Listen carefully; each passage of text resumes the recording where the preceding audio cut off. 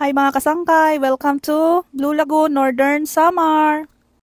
Let's go! Tara, biyahiin natin gamit yung ating motor. Papunta doon sa may Blue Lagoon.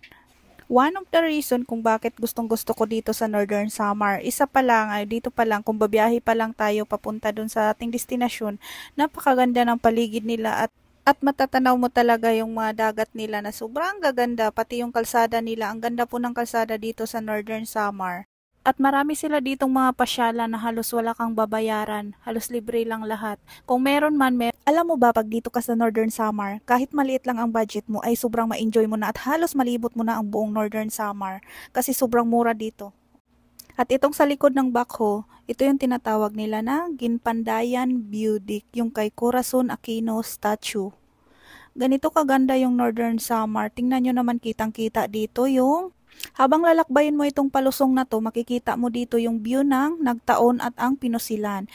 Simula 2014, una kong punta dito, paulit-ulit na lang kami pumupunta dito. Ang una ko talagang napuntahan dito sa Mapanas, yan yung Pinusilan, rock formation. Dito naman tayo ngayon sa Blue Lagoon. Bibisitahin natin ang Blue Lagoon. Ito yung isa sa pinakasikat at dinarayo dito sa Northern Samar. Meron na rin siyang bridge dito at ginagawa pa lang. Itong video na to ay noon pa to nung hindi pa natapos yung bridge nila. So ngayon tapos na yan ngayon. Yan na yung bridge na ginawa nila noon. Wala yung bridge dyan. Ang layo na lalakarin mo papunta doon sa Blue Lagoon. Kaya kung papasyal ka dito ngayon, hindi ka na mahihirapan. Sobrang ganda ng bridge na ginawa nila. Meron din pala yung paliguan dyan na tinatawag nilang Heart Lagoon. At yan ang matatanaw mo sa may kalsada na overlooking dyan. Dyan kami nag-picture-picture noon.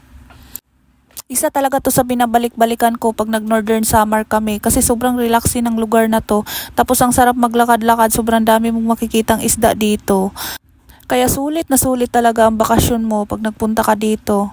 Dinarayo na talaga ito din ngayon. Sobrang dami na rin nagpupunta dito na taga iba-ibang lugar. Yung time na to, nilalakad muna namin papunta talaga dun sa Blue Lagoon kasi hindi pa tapos yung bridge na yan. Kaya kailangan mo maglakad muna sa mabatong dagat.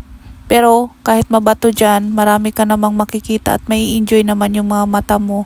Alam mo yung pag nandito ka, parang ayaw mo na umuwi ng Manila sa sobrang ganda at daming mapasyalan dito sa Northern Samar. Mabaysay good man ang Northern Samar. Tingnan nyo naman yung paligid nila. Oh, white beach yan, nakapaligid dyan. Sa sobrang ganda, sana pahalagahan din ng ibang mga turista. Huwag silang magkalat ng kanilang mga basura. Ni yung bundok ni Rao, nakapalibot sa kanarakuan, Blue Lagoon. Ibaysay, good man didi kung aram ka lang magkat-kat sa bundok. Wala. Huralwa. Huralwa tapos loko gitara din din. Jadi namanya itu namanya huralwa. Para sa ito sa bawan? Oo. Sa pira. Ito yung pala. Para kami pa tatay dagpo. Kapit balot.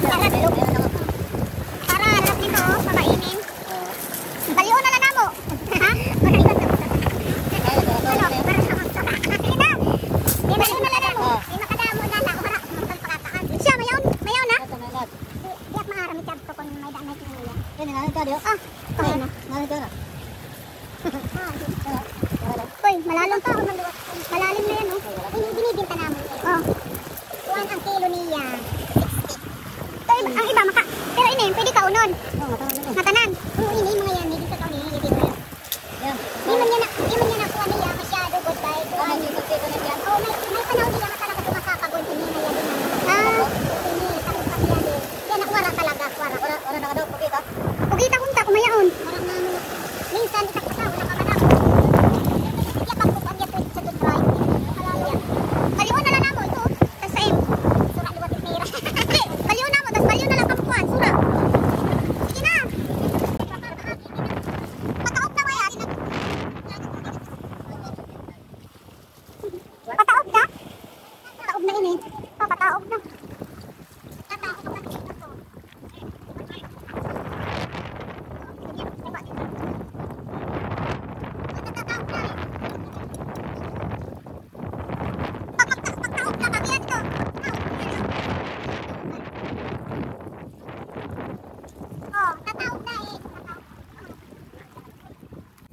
Ito na pala yung tinatawag namin na Blue Lagoon. Ayan siya. Tingnan nyo naman yung tubig, di ba? Nagangalit yung tubig dito.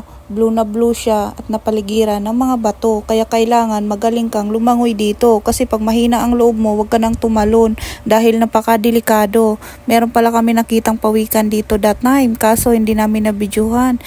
Tingnan nyo naman kung gaano kaganda ang paligid dito. Mata mo palang busog na busog ka na at napaka worth it dito dahil wala kang babayaran. Yun yung kagandahan kapag nasa Northern Samar ka o kahit saan man lugar sa Samar. Sobrang ganda ng kanilang mga pasyal.